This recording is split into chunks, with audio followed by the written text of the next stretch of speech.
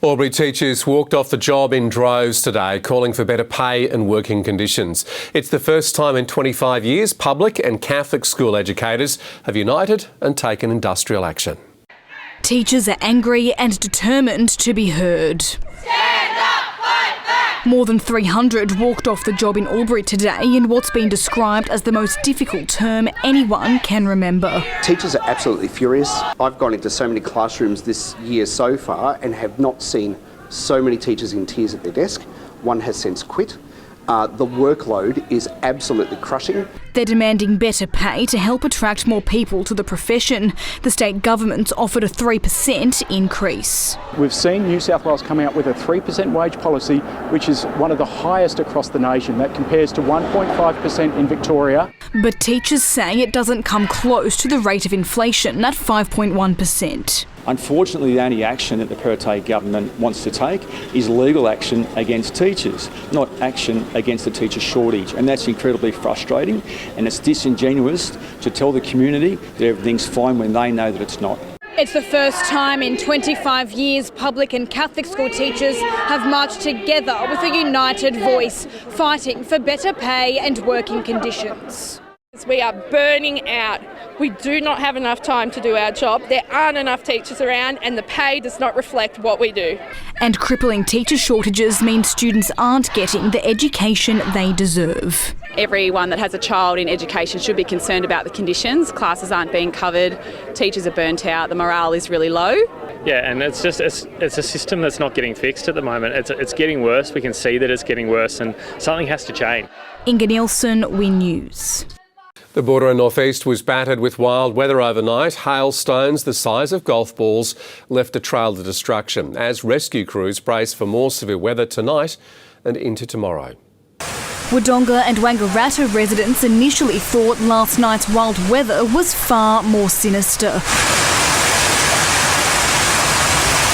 It honestly sounded like gunshots because they were so sporadic and like the noise was like bang, bang. Hail the size of golf balls battered the border and northeast. Remnants of last night's spectacle, a reminder of the damage. So there's a few cracks and damage, about 4 spots. So I'm going to have to replace the whole thing. Be about $280 for the windscreen, so that's a little bit painful. Wangaratta was among the worst hit. Many homes are still without power. Roads were transformed to rivers, others covered in melting white slush. Predominantly we're seeing building damage from hail and lightning. We're also seeing a few trees down over roads and those sort of hazards as well. Local SES crews are busy filling sandbags as they brace for the worst. Wild weather's set to thrash the border and northeast again tomorrow before easing into the weekend. Tidy up the yard, make sure the gutters are clean, so you're not going to get flooding. And if you're out on the road, just make sure that you don't drive through floodwaters. I've had flood experience in the past and I want to make sure I'm not going to have it again. Inga Neilsen, WIN News. The Border's emergency departments are so overcrowded, patients are being treated in corridors and ambulance bays. It's prompted calls for immediate action and a master plan for a new hospital to be released. The plan for a new border hospital will remain behind closed doors. Farrer MP Susan Lees requested a copy of the master plan, but today that was denied by the Victorian government. I'm disappointed. I'm actually bewildered and angry because it's a simple request. It's about transparency and decision making for the people of Albury and Wodonga who desperately need a better hospital system. Ms Lee was told the document's still in draft form, but described the knockback as a middle finger to the border's health needs. The Andrews government says it's invested $6.3 million in hospital upgrades. I was told in the third quarter of last year that the draft was becoming final. For this excuse to be rolled out 6-7 months later clearly tells me there's blatant politicking going on. The stalemates prompted calls for all levels of government to come to the table.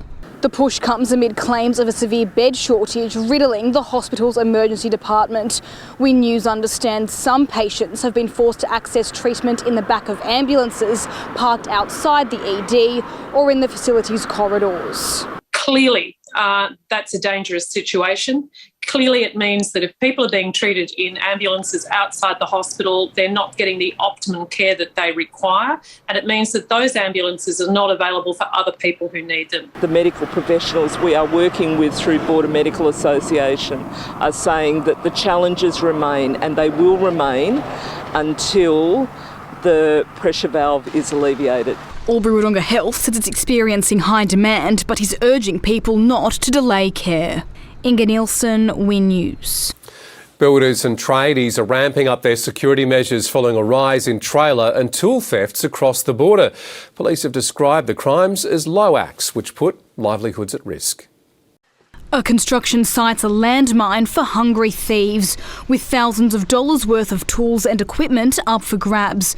Recent robberies have left tradies concerned they could be next. It's how you make your money with your tools. If you don't have them, you don't really have a job and you can't do the job correctly.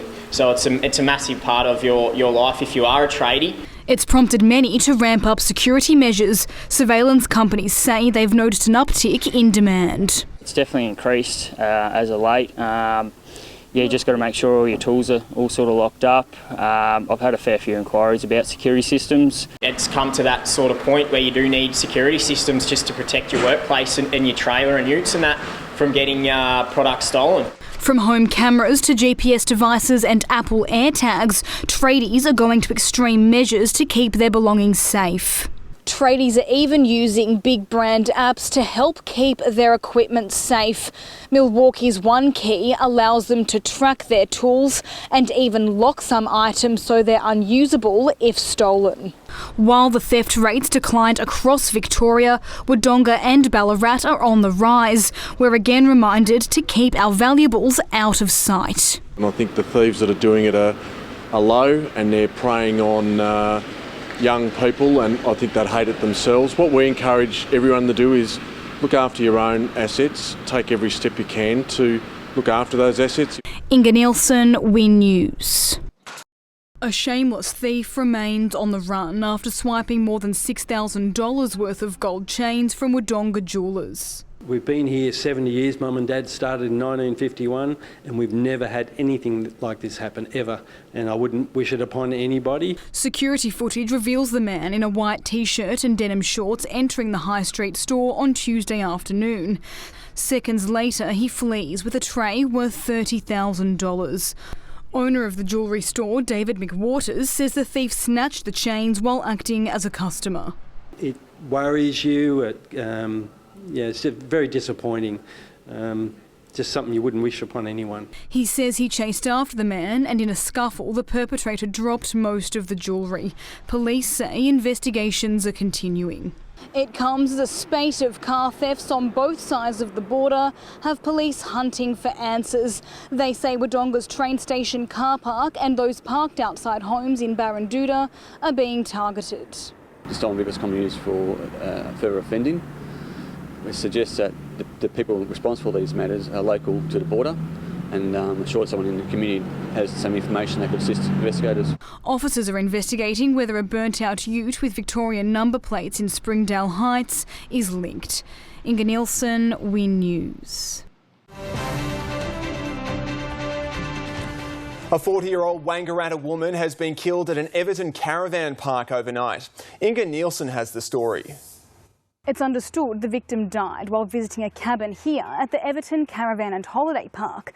Emergency services were called to the park on the corner of White Post Road just after 7, following reports a woman had been fatally injured. Crews tried to revive the woman but were unsuccessful. Everton locals say they're shocked by the events in their small town. Sort of makes your hair stand up a bit. We're not used to this. Heaps of phone calls about it to find out what happened. Forensic and homicide squads continued their investigations at the park this afternoon after a man known to the woman was taken into custody last night.